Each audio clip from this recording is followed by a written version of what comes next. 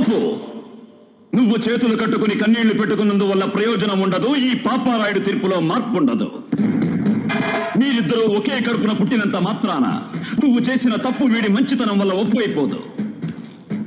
ఎవడి తప్పు వాడిది, ఎవడి ఒప్పు వాడిది. న్యాయానికి తెలిసిన బంధం బంధుత్వం ఒక్కటే.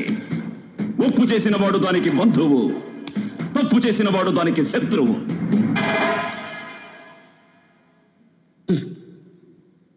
నా దృష్టిలో ఒక్కసారి తప్పు చేసిన వాడిని క్షమించడం, మరోసారి తప్పు చేయడానికి వాడికి అవకాశం ఇవ్వడం.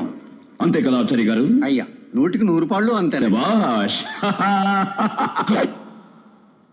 రేపు పంచాయతీలో కలుద్దాం. ఇక మీరు బయలుదేరచ్చు. రాయుడు గారు, తమరు మరొక్కసారి. నా గురించి మీ అందరికీ బాగా తెలుసు.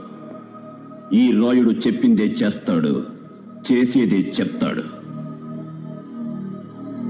అది కాదు రాయుడు గారు.